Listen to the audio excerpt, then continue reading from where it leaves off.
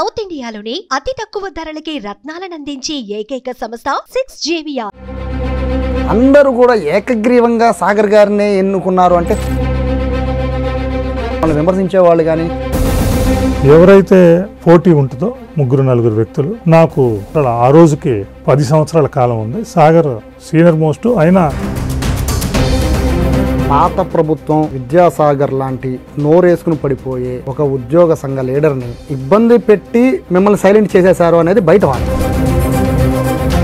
నన్ను సైలెంట్ చేయటం అనేది నేను ఏదన్నా పాత్ర పోషించో లేకపోతే కమిటీలో ఉండో సైలెంట్ చేస్తే you have to put that question to Sagar. మీరు ఎందుకు సైలెంట్ అయ్యారు? ఇక్కడ ఏంటంటే సాగర్ని అవాయిడ్ చేసి ఉండొచ్చు. ఏ ప్రభుత్వం వస్తే ఆ ప్రభుత్వానికి కావాల్సిన నాయకులకి పెద్దపేట, ఏ ప్రభుత్వం రావాలి అనుకునేది ఈ నాయకత్వం అందరూ కలిసి తీసుకున్న నిర్ణయం. అసలు మీకు ప్రభుత్వానికి ఏం సంబంధం? రోజు ప్రభుత్వంతో సామరస్య ధోరణిలో ఉండాల్సిన అవసరం ఉంది. సామరస్యంగా ఎక్కడ ఉండాలి, రాజీధోరణి ఎక్కడ ఉండాలి, ఈ గీత ఏంటనేది క్షుణ్ణంగా తెలుసు. సిటిజన్ ఆఫ్ దిస్ కన్నా మాతృభాష అనేది ఉండాలి. The man who speaks one language is one person. The man who speaks two languages is two persons. The man who doesn't speak his mother tongue is no person. ఆర్టీసీలో ఉన్న 50,000 మంది ఉద్యోగుల్ని ప్రభుత్వంలో తీసుకొచ్చారు. మేము ఆహ్వానిస్తున్నాం, కానీ డబ్బులు లేకుండా ఇవన్నీ ఎట్లా చేస్తాం? రాష్ట్రంలోని ప్రతి వ్యవస్థ చిన్నభిన్నమైన పరిస్థితి, రాజధాని లేని పరిస్థితులు, ఒక్క రోడ్డు కూడా అంటే ఇన్వెస్ట్మెంట్స్ జరగలేదు. సాయి గారు, మీరు ఏ స్టేడియం చూడండి, 5 సంవత్సరాలు దానికి కావాల్సిన ఒక చిన్న రూపాయి కూడా ఇవ్వాలి. మనం చెప్తే వినే ప్రభుత్వం వచ్చింది అన్నారు. 1 year అయింది. ఈ 1 yearలో ఎన్నిసార్లు మీరు ప్రభుత్వం దగ్గరికి వెళ్ళి మీ డిమాండ్లో మీకు రావాల్సినవో తేవాల్సినవో ఎన్నిసార్లు మాట్లాడారు? ఈ ప్రభుత్వంలో స్వేచ్ఛాయుత వాతావరణం ఉంది. అనుభవం గల ముఖ్యమంత్రి, ఆయన దగ్గర తీసుకెళ్తున్నాం, కొంత సమయం ఇస్తున్నాం. ఉండదు. ఏపీ ఎన్జిఓస్ అనేది ఈ రాష్ట్రంలోనే అతిపెద్ద సంఘం. వెనకాల కెపాసిటీ అంతో బాధ్యత కూడా అంతే ఉంటుందని చెప్పి మేము భావిస్తున్నాం. సుమన్ టీవీ ప్రేక్షకులకి నమస్కారం.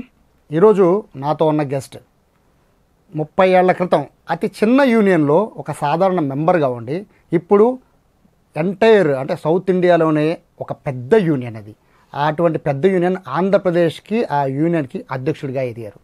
ఆయన ఏపీ ఎన్జీజీఓస్ అధ్యక్షుడు విద్యాసాగర్ గారు. సో ఆయన ప్రస్తుతం నాతో ఉన్నారు. ఆయన నూతన అధ్యక్షుడిగా ఎంపికయ్యారు. 30 ఏళ్ళు బట్టి ఎన్నో పోరాటాలు, మొత్తం ఎంటైర్ ఎంప్లాయీస్ కోసం ఆయన ఎన్నో పోరాటాలు చేశారు. ఎంతోమందితో ఆయన విమర్శలు ఎదుర్కొన్నారు. అలాగే ఆయన పోరాట పటిమ ద్వారా ఉద్యోగులు చాలామంది లబ్ధి పొందిన పరిస్థితి కూడా ఉంది. సో అందరికీ సుపరిచితులు, దాదాపుగా ఒక 12-13 లక్షల మంది ఉన్న అతిపెద్ద యూనియన్కి ఏకగ్రీవ అధ్యక్షుడిగా ఎన్నికైన విద్యాసాగర్ గారు మనతో ఉన్నారు. సార్ నమస్తే. నమస్తే. ఇంట్రడక్షన్ వరకు ఓకే, బట్ మీరు ఇంకొక అడ్వాన్స్గా శుభాకాంక్షలు ఒకటి చెప్పాలనుకుంటున్నాను. ఫస్ట్ మీరు నూతన అధ్యక్షుడిగా ఏపీ ఎన్జీఓస్ అధ్యక్షుడు అయినందుకు మీకు శుభాకాంక్షలు. దాంతోపాటు అడ్వాన్స్గా మరొక శుభాకాంక్షలు చెప్పాలి. మీరు పర్మిషన్ ఇస్తే చెప్తాను. చెప్పండి. 4 ఏళ్ల తరువాత కాబోయే ఎమ్మెల్సీ విద్యాసాగర్ గారికి అడ్వాన్స్ శుభాకాంక్షలు చెప్పచ్చా? చెప్పకూడదు. ఎందుకు సార్? అంటే ప్రజల్లో ఏముందంటే, అంటే నాకు ఎందుకు వచ్చిందండి డౌట్, ప్రజల్లో ఏముందంటే ఏపీ ఎన్జీఓస్ అని ఒక స్ట్రాంగెస్ట్ యూనియన్లో ఎవరైతే అధ్యక్షులు అయ్యారో వాళ్ళు ఖచ్చితంగా పొలిటికల్ టర్న్ తీసుకుంటారు, ఎమ్మెల్సీ అవుతారు, లేదా ఏదో ఒక పెద్ద పొజిషన్లో ఉంటారు పార్టీస్కి. అవటం తప్పని నేను అన్నాను. మా ఎన్జిఓస్ ఫౌండర్ ఆమనగంటి శ్రీరాములు గారు, ఆయన రాష్ట్ర అధ్యక్షుడి తర్వాత ఏలూరు శాసనసభ్యుడిగా పోటీ చేసి గెలిచారు. తర్వాత శాసన మండలి సభ్యులుగా చేశారు. తెలంగాణలో కానీ మిగతా రాష్ట్రాల్లో కానీ ఉద్యోగ సంఘాల నాయకులు మీడియా నుంచి అవుతూ ఉంటారు, సైంటిస్టుల నుంచి అవుతుంటారు, డాక్టర్స్ నుంచి అవుతుంటారు, అలాగే ఉద్యోగుల నుంచి, ఉద్యోగ సంఘాల నాయకుల నుంచి కూడా అవుతుంటారు. అవటం తప్పులేదు. అన్నీ తెలిసి అన్నీ చేసి ప్రజాబాహుల్యంలో ఉన్న వ్యక్తులుగా వారికి ఆ అవకాశం ఇది ఉంటుంది. నేను మై కాన్సెప్ట్ ఇస్ డిఫరెంట్. ఇది ఒక రకంగా బిల్ట్ ఇన్ టెక్నాలజీ అనమాట. మన పని మనం చేసుకుంటూ వెళ్ళిపోవటం. You don't look at the things. ఒక మనిషికో, ఒక వ్యక్తికో, ఒక వ్యవస్థకో మనం పని చేసుకుంటూ వెళ్తే ఆ పని వారికి మంచి చేయాలి. దానికి సంబంధించిన ఏదైనా మనకు అంటుకుంటే మంచి అది అంటుకుంటారు, చెడైనా మంచి అయినా as it will attributed to you and it will come to us. నేను అది అనుకునే వ్యక్తులు కానీ ఇది పర్టికులర్గా ఇది ఉండాలి అని దానికోసం పనిచేసే పరిస్థితి ఉండదు. ఇంకొక ముఖ్యమైన లక్షణం ఏంటంటే ఉద్యోగ సంఘాల నాయకుడికి ఉండాల్సిన ముఖ్య లక్షణం ఏంటంటే, అతి ముఖ్య లక్షణం, రేపు నువ్వు రిటైర్ అయినాక ఏదన్నా ఉంటే నువ్వు వేరియస్ రంగాల్లో నువ్వు సేవా రంగంలో ఉండొచ్చు, ఇంకోటి చేయొచ్చు, కానీ ఉద్యోగ సంఘాల నాయకుడిగా ఉన్నప్పుడు నేను ఈ పోస్టుకి వెళ్ళాలి అని ఏ ఉద్యోగ సంఘాల నాయకుడిగా అనుకుని పనిచేస్తే అది ఉద్యోగ సంఘానికి ఉద్యోగ వ్యవస్థకి నష్టం చేస్తుందనే భావం పూర్తిగా ఉన్న వ్యక్తిని నేను. అందుకని దేని మీద అనుకుని పనిచేసి దేంట్లోకి దానికోసం అని చెప్పి పనిచేయను. ఇవాళ ఇందాక మీరు చెప్పినట్లు అతి చిన్న డిపార్ట్మెంట్ ఎన్సీసీ డిపార్ట్మెంట్లో ఒక జూనియర్ అసిస్టెంట్గా బిగిలేను నేను. ఇవాళ ఏపీ ఎన్జిఓస్ అలాగే ఏపీ జేఏసీకి 12 లక్షల మంది ఉద్యోగ ఉపాధ్యాయ కార్మిక పెన్షనర్స్కి రిప్రజెంట్ చేసే అవకాశాన్ని ఇవాళ రాష్ట్ర ప్రభుత్వంలోని ఉద్యోగులందరూ నాకు ఇచ్చారు. ఆ అవకాశాన్ని ఆ బాధ్యతను సక్రమంగా నిర్వర్తించడానికే మన దృష్టి ఉండాలి, మన ఫోర్సైట్ కూడా ఉండాలి. కానీ నేను దాని మీద దృష్టి ఉన్నప్పుడు అది నీకు దేని మీద దృష్టి ఉంటే దాని మీద ఉంటాం. యద్భావం తద్భవతి అన్నారు. నీ భావం ఏదైతే నీకు భవిష్యత్తు అదే ఉంటుంది. నీ భావం ఉద్యోగుల ప్రయోజనం అయితే ఉద్యోగులకు ప్రయోజనం కలుగుతుంది. నీ భావం పోస్ట్ అయితే ఆ పోస్టే వస్తుంది. అందుకని ఉద్యోగ సంఘాల నాయకుడిగా నా భావం ఉద్యోగులకు సంబంధించి 30 సంవత్సరాల ఉద్యమ జీవితం నాది. 30 సంవత్సరాలు బిలిమిష్లెస్ రికార్డు. 30 సంవత్సరాలు ఉద్యోగ ఉపాధ్యాయుల కోసం మనం నిరంతరం దీంట్లో ఉన్నాం. ఇంకొక 4 సంవత్సరాలు 3.5-4 సంవత్సరాలు ఉంటాం, దాని మీదే ఉంటాం తప్పితే ఇంకా వేరియస్ ఫోకస్ ఏమి ఉండవు. అంటే ఇక్కడ ఒక డౌట్ ఏంటంటే సార్, మీరు ప్రాక్టికల్ మనిషి, అంతా ప్రాక్టికల్గా మాట్లాడుతుంటారు. ప్రతి దగ్గర ఏ యూనియన్ అయినా ఎక్కడైనా ఎవరైనా కూడా ఒక ఎన్నిక ఉంటేనే అందం ఉంటుంది. ఉన్న సభ్యుల్లో కూడా వేరియస్ పీపుల్ ఉంటారు. సో మావాడు అధ్యక్షుడు అయితే బాగుండు, ఇట్లా రకరకాలు ఉంటాయి. సో మీ యూనియన్కి ఉండే వైబిలిటీస్ మీకు ఉండొచ్చు. బట్ ఇక్కడ నాకు డౌట్ ఏంటంటే ఏకగ్రీవంగా సాగర్ గారు ఎన్నికైపోయారు అంటే రీజన్ ఏంటి? అంటే మొనోపోలీ ఏ యూనియన్స్ చిన్న యూనియన్సే పెద్ద యూనియన్స్ సంబంధం లేదు సార్. మీ ఏపీ ఎన్జిఓస్ దగ్గరికి వచ్చాక అందరూ కూడా ఏకగ్రీవంగా సాగర్ గారినే ఎన్నుకున్నారు అంటే మీ ఇంకా ఆపోజిషన్ కానీ లేకపోతే మిమ్మల్ని విమర్శించే వాళ్ళు కానీ మీరంటే ఇష్టపడిన వాళ్ళు కానీ ఎవరు లేరు అనుకుంటున్నారా? లేకపోతే మీ యూనియన్లో ఎలక్షన్స్ పెట్టి రన్ చేయడం వల్ల నష్టం ఉంటుందనే భావన ఉన్నారు? ఎందుకని ఇట్లా ఉంది? ఉన్న లీడర్స్లో 30 సంవత్సరాల పాటు లీడర్షిప్లో ఉన్న వ్యక్తులు దాదాపు ఈ స్థాయిలో లేరు. అలాగే ఒక జిల్లాలో దాదాపు 6 సార్లు జిల్లా అధ్యక్షుడిగా, 2 సార్లు జిల్లా సెక్రటరీగా, అంతకుముందు మిగతా దాంట్లో కూడా ఎనానిమస్గానే ఎన్నికయ్యాను. కృష్ణా జిల్లా లాంటి ఒక స్పందన కలిగిన జిల్లాలో దాదాపు 20 సంవత్సరాల పైబడి 24 సంవత్సరాల పాటు నేను జిల్లా అధ్యక్షుడిగా, ప్రధాన కార్యదర్శిగా పోటీ లేకుండానే గెలిచిన పరిస్థితుంది. రాష్ట్ర సంఘానికి పోటీ లేదా అంటే రాష్ట్రంలో ఉన్న సీనియర్ మోస్ట్ లీడర్లో, ఉద్యమ నేపథ్యం లీడర్లో నేను ఒకడిని. I got an acceptability among the employees, teachers and pensioners, not now, 15 సంవత్సరాల నుంచి that acceptability is there with the people. ఇవాళ మోనోపలీగా అంటానికి కూడా కాదు, అది ఏకగ్రీవంగా అందరి అభ్యర్థిగా సాగర్ని అందరివాడిగా ఎన్నుకోవడానికి కారణం ఏంటంటే దీని నేపథ్యం కూడా ఉండొచ్చు. ఎవరైతే పోటీ ఉంటుందో 3-4 వ్యక్తులు, నాకు 10 సంవత్సరాలు ఆ రోజుకి 10 సంవత్సరాల కాలం ఉంది. సాగర్ సీనియర్ మోస్ట్ అయినా సర్వీస్ చాలా ఎక్కువ ఉంది. అందుకని మిగతా పోటీలో ఉన్న మిగతా లీడర్స్ ఒకళ్ళిద్దరికి ఇస్తే 3-4 సంవత్సరాలు వాళ్ళు కూడా ఆ కార్యం చేస్తామని చెప్పి అన్నారు. I accepted that. అంతా ఒక ఉద్యమం, అందరం ఉన్నాం, అందరం ఒక ఫ్యామిలీ మెంబర్స్. ఇంకొక వ్యక్తి ఉన్నాడు, 2-3 ఏళ్ళు రిటైర్ అవుతాడు, మేము 10 ఏళ్ళు ఉంది కాబట్టి అవకాశం వాళ్ళకు కూడా ఇవ్వాలన్న ఉద్దేశంతోనే మనం ఇది చేసాం. ఇవాళ ఆ నేపథ్యంలో గత 5-6 సంవత్సరాలుగా జరిగిన విషయాలు మీకు తెలుసు. ఆ విషయాలు జరిగిన నేపథ్యంలో ఉద్యోగులైనా, ఉపాధ్యాయులైనా, పెన్షనర్స్ అయినా ఏదైతే ఒక రకంగా చూస్తే బీఆర్టీఎస్ ఉద్యమం దాదాపు ప్రభుత్వం అష్టదిగ్బంధనం చేసిన సమీకరణ లేకుండా ఏ ఉద్యమం జరగదు. మా జీవితంలో అసలు సమీకరణ, దాని ఏర్పాట్లు ఇవి లేకుండా చేసిన ఉద్యమం. 1,00,000 మంది అష్టదిగ్బంధనంలో తోసుకొని లోపలికి వచ్చి ఇది చేశారు. అంటే collective bargaining they have given to the leadership. అంత బార్గెనింగ్ కెపాసిటీ ఇచ్చినా కూడా నాయకత్వం దాన్ని సరిగా యూటిలైజ్ చేయలేదు. ఒక రకంగా మా ప్రయోజనాలను పరిరక్షించలేకపోయారన్న భావన ఉద్యోగ ఉపాధ్యాయుల్లో ఉన్నది. ఆ తర్వాత జరిగిన పరిణామాల్లో కూడా time and again it has proved. అక్కడి నుంచి ఉద్యోగుల్లో ఒక ఇది బిగిన్ అయింది. We must go for a suitable person. ఇందులో ఏజ్లు, సీనియారిటీలు ఒకళ్ళు ఇవన్నీ కాదు. షూటబుల్ పర్సన్ని, ఆ నేపథ్యం ఉన్న పర్సన్ని, ఒక కాన్ఫిడెన్స్ ఉన్న పర్సన్ని మనం ఎన్నుకోలేకపోయామన్న భావం, బాధన ఇవాళ కాదు. ఇవాళ ఎలక్షన్స్ వచ్చినాయి, నేను అయ్యాను కాబట్టి ఏకగ్రీవంటున్నారు. ఇది 4 సంవత్సరాల నుంచి. నార్మల్గా ఏపీ ఎన్జిఓస్ అసోసియేషన్ అంటే ఏపీ ఎన్జిఓస్ రాష్ట్ర ప్రభుత్వ ఉద్యోగుల్లోనే ఉంటుంది. కానీ ఇక్కడ రాష్ట్ర ప్రభుత్వ ఉద్యోగులు, ఉపాధ్యాయులు, రిటైర్ అయిపోయిన 4 లక్షల మంది పెన్షనర్స్లో కూడా ఉన్న వాళ్ళలో సీనియర్ మోస్ట్ ఇది ఉన్నారు. సాగర్ గారు లాంటి వాడు నాయకుడైతే ప్రయోజనం జరుగుద్ది, ఇది అవ్వకపోవటం వలన మనం ఇంత నష్టపోతున్నాం అన్న భావన ఉద్యోగులందరిలో ఉంది. ఇవాళ ఆ భావన వలన ఉద్యోగ వ్యవస్థ తీవ్రంగా నష్టపోయింది. దాన్ని బహిరంగంగా కూడా ఉద్యోగులు ఇదంతా చేస్తారు. దానివల్ల అంటే ఇప్పుడు నేను అడిగిన క్వశ్చన్లో ఒక రీజన్ ఒకటి ఉంది సార్. 2020-21 ఆ సమయంలోనే మీరు అధ్యక్షులు అవ్వాల్సిన పరిస్థితి 2020 ఆ సమయంలో అయ్యుంటే మీరు నిన్న మీ ప్రమాణ స్వీకారం సందర్భంగా ఒక మాట మాట్లాడారు. ఇది ఫ్రెండ్లీ గవర్నమెంట్, మన మాట వింటుంది, మనం చెప్పేది చేస్తుంది అని అన్నారు.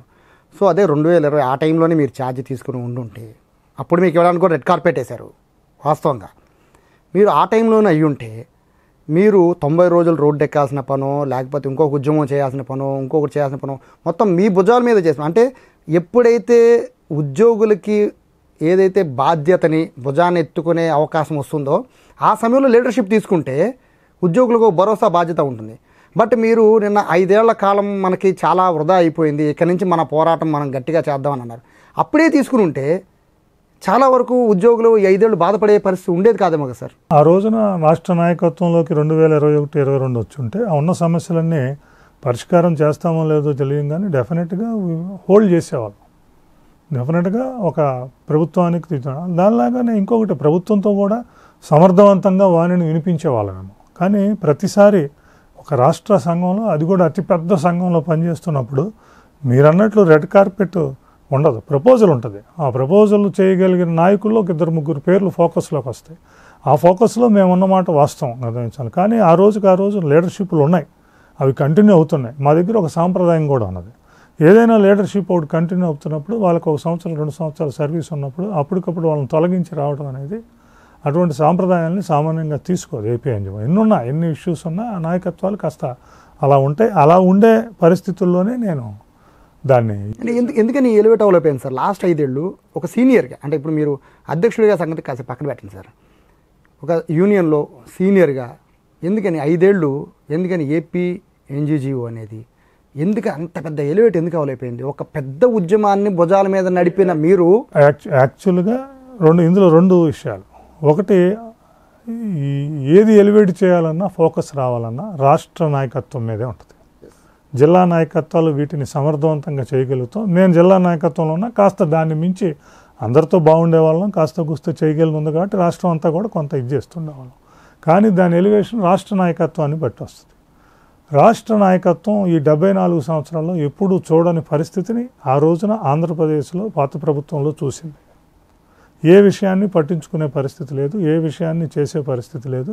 ఒకవేళ అలాంటప్పుడు మాకున్నది ఏంటంటే ఉద్యమంలోకో యాజిటేషన్లోకో ఇంకోటి వెళ్తే అసలు ఉద్యమాన్ని చేయనిచ్చే పరిస్థితే లేదు.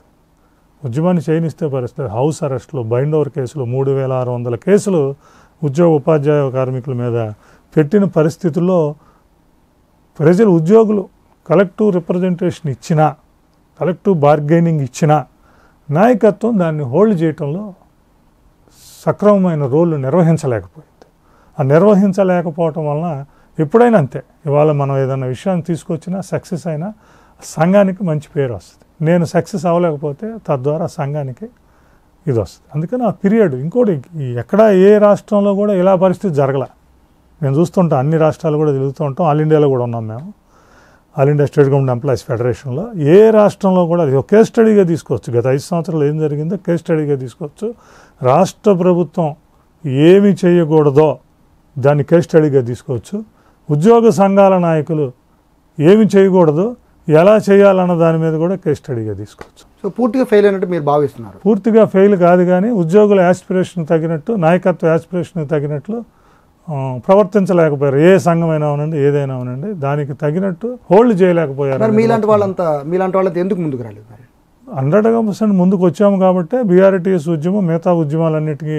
మీరు ఆ ఒక్క ఉద్యమాన్ని చెప్తున్నారు సార్. నేను ఆ ఉద్యమం కాదు, ఆ ఉద్యమానికి ముందు కూడా మేము ఉద్యమం చేసాం, ఆ ఉద్యమానికి తర్వాత కూడా ఉద్యమాలు చేసాం.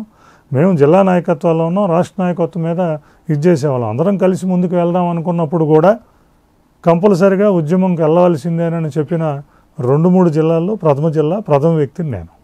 దానికి తోడు ఒక డిసిప్లిన్ ఉంటుంది. ఇప్పుడు సంఘంలో అంతర్గత సమావేశాల్లో, ఎగ్జిక్యూటివ్ సమావేశాల్లో మాట్లాడుకుంటాం, దాని వాణిని వినిపిస్తాం. ఇట్లా మీరు చేస్తున్నది తప్పు, మనం ఉద్యమానికి వెళ్ళాల్సిందే, ఇక్కడ ఇది జరుగుతుంది. ఈవెన్ బీఆర్టీఎస్ ఉద్యమం తర్వాత వచ్చిన స్టాక్స్లో కూడా మనం హోల్డ్ చేయాలి, స్టాక్స్ని కంటిన్యూ చేయాలని కూడా చెప్తాం. అందులో ఎటువంటి నిష్కర్షగా చెప్తాం. కానీ మెజారిటీ ఒపీనియన్కి కట్టుబడి ఉంటాం. అక్కడ ఒక 54 మంది సభ్యుల పాత ప్రభుత్వం విద్యాసాగర్ లాంటి నోరేసుకుని పడిపోయే ఒక ఉద్యోగ సంఘ లీడర్ని ఏపీఎన్జీఓస్లోకి పైకి తీసుకువస్తే దాన్ని నిర్వీర్యం చేస్తామనో లేకపోతే ఇబ్బందులు పడతామనో మీకు సంబంధించిన ఎవరైతే ముఖ్యమైన నేతలు ఉన్నారో వాళ్ళందరినీ ఇబ్బంది పెట్టి మిమ్మల్ని సైలెంట్ చేసేశారు అనేది బయట వాదన. మీ దాకా వచ్చిందా లేదా? నన్ను సైలెంట్ చేయటం అనేది నేను ఏదన్నా పాత్ర పోషించో, స్టేట్లో ఉండో లేకపోతే కమిటీలో ఉండో లేకపోతే ఇంకో దాంట్లో ఉండే సైలెంట్ చేస్తే you have to put that question to Sagar గారు, మీరు స్టేట్ కమిటీలో ఉన్నారు, ఆ చర్చల్లో ఉన్నారు, ఇంకో చోట ఉన్నారు, మీరు ఎందుకు సైలెంట్ అయ్యారని. ఇక్కడ ఏంటంటే సాగర్ని అవాయిడ్ చేసి ఉండొచ్చు. సాగర్ అనేవాడు, నేను అంతకుముందు 15 సంవత్సరాల నుంచి ఈ రాష్ట్రంలో ఏ పెద్ద కార్యక్రమం జరిగినా, పీఆర్సీ జరిగినా, ఇంకోటి జరిగినా, ఇది జరిగినా నేను ఏ పొజిషన్లో ఉన్నా I'm instrumental in doing with that. Ashok Babu గారు ఉండి, మిగతా వాళ్ళు ఉండి, అందరితో పాటు నేను కూడా ఉన్నాను. నేను లేనిది గత 3-4 సంవత్సరాల కాలమే. సంఘంలో ఉన్నాం, గ్రౌండ్లో ఉన్నాం, ఉద్యమాల్లో ఉన్నాం, నిత్యం సంఘర్షణలో ఉన్నాం. కానీ డెలిగేషన్స్లోను, కమిటీల్లోనూ, చర్చిల్లోనూ లేదు. అది నేను ఎవరైనా అవాయిడ్ చేసి ఉండొచ్చు. బికాజ్ సాగర్ విల్ ఇన్ఫ్లుయెన్స్ వాళ్ళు అనుకున్నది ఏంటంటే మీరు అన్నట్లు నోరేసుకుని పడిపోవటం కాదు, ఉన్న విషయాన్ని ఉన్నట్లు మాట్లాడగలగటం, ఉద్యోగులకు సంబంధించిన వాళ్ళ ప్రతిస్పందన ఏంటి, వాళ్ళ మనోభావాలు ఎట్లా ఉన్నాయనేది నిష్కర్షగా చెప్తాం. ఎవరికైనా చెప్పాల్సింది. Because we're representative of the employee. I'm not the representative of the government, I'm the representative of the employees. నేను ఎంప్లాయీస్ రిప్రజెంటేటివ్గా ఉన్నాను కాబట్టి ఇక్కడ కూర్చొని మాట్లాడగలుగుతున్నాను. వాళ్ళు నా మీద పెట్టిన బాధ్యతను సక్రమంగా తీసుకెళ్తూ ఉంటాం. నార్మల్గా ప్రభుత్వాలు దాన్ని ఇష్టపడకపోవచ్చు, కొంతమంది ప్రభుత్వాలు కొంత ఇది, అందువల్ల దానికి ఇది జరిగి ఉండొచ్చు. నేను ఆ చర్చలు, ఆ కమిటీలు వాటిల్లో లేను కాబట్టి ఇక్కడ చిత్రమైన పరిస్థితి. ఎప్పుడు ధర్నా చేయాలి, ర్యాలీ చేయాలి, లేకపోతే బీఆర్టీఎస్ చేయాలి, ఇంకో ఉద్యమం చేయాలంటే సాగర్ గారు వీళ్ళంతా ఉంటారు. అంటే ఉద్యమం వ్యవహారం అంతా నా దగ్గర ఉంటుంది, డెలిగేట్ సెషన్స్ రాష్ట్ర నాయకత్వం దగ్గర ఉంటుంది. సరే, ఇక్కడ నాకు డౌట్ ఏంటంటే, నాదే కాదు ప్రజలందరికీ ఉన్న ఒక డౌట్ ఉంది. వాస్తవంగా మీరు ఉద్యోగులు కావాల్సిన హక్కులో మీకు రావాల్సినవో మీరు అడగాలి. మీకు ప్రభుత్వానికి వాళ్ళకి సంబంధం లేదనేది మీరే పదే చెప్తున్నమాట.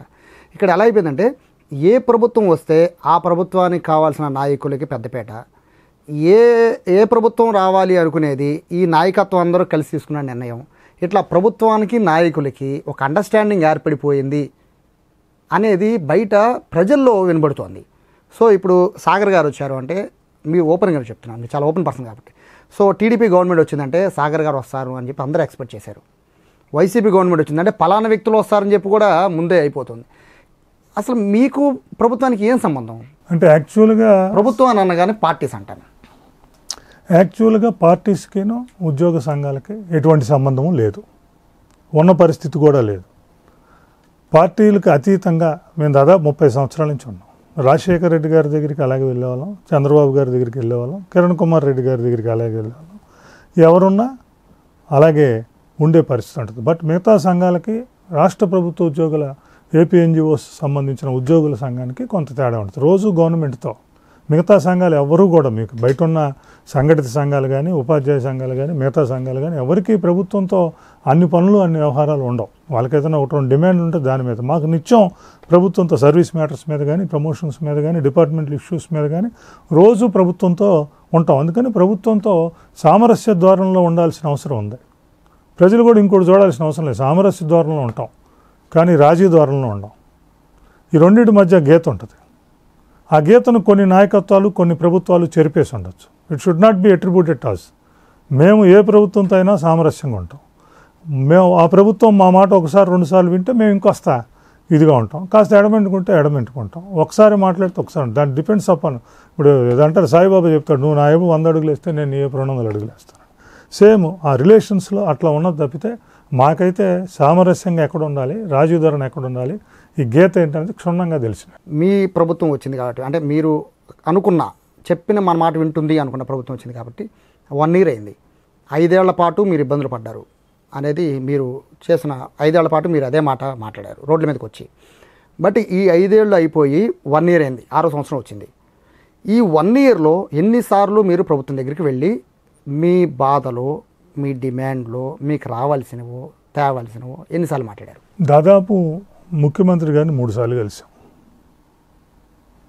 చీఫ్ సెక్రటరీ గారిని 3 సార్లు కలిసాం.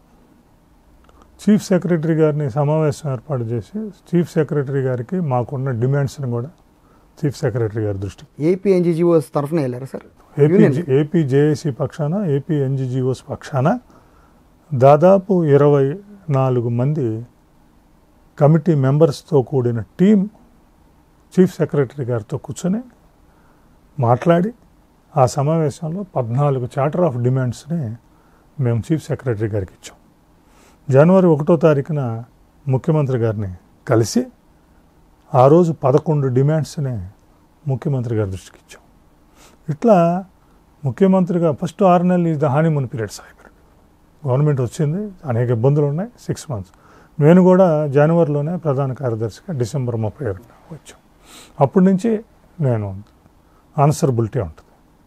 దానికి సంబంధించి మనం చీఫ్ సెక్రటరీ గారికి, ముఖ్యమంత్రి గారికి ఇవన్నీ కూడా వివరించాం. మీరు అడుగుతున్నారు ఈ 6 నెలల్లో ఏం జరిగింది.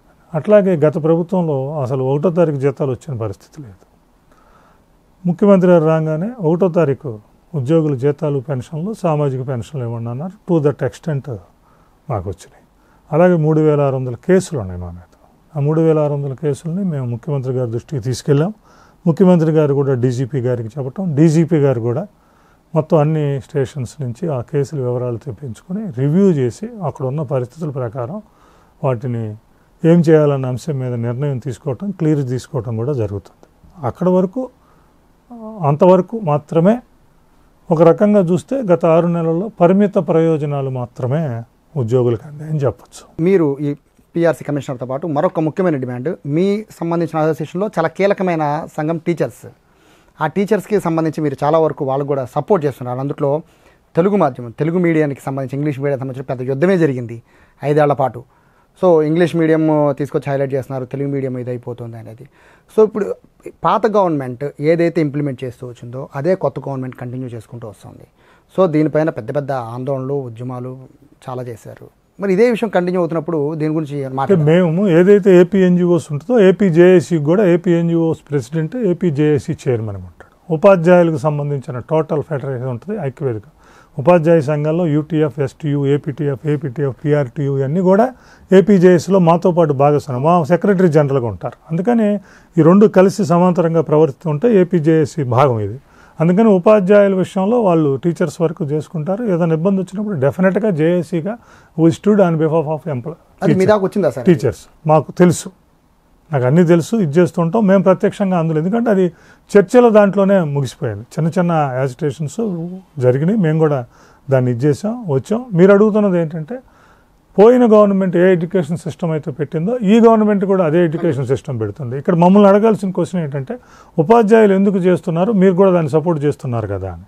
మేము ఒకటే చెప్తాం, పోయిన గవర్నమెంట్ మాతృభాషను పక్కన పెట్టి ఇంగ్లీష్ మీడియాన్ని తీసుకొచ్చింది, రేషనలైజేషన్ సరిగ్గా చేయలేదు. దాని మీద ఉపాధ్యాయ సంఘాలన్నీ కూడా ఆ రోజున కూడా దాన్ని పెద్ద ఎత్తున వ్యతిరేకించిన, మేమందరం కూడా దాన్ని సపోర్ట్ చేసాం.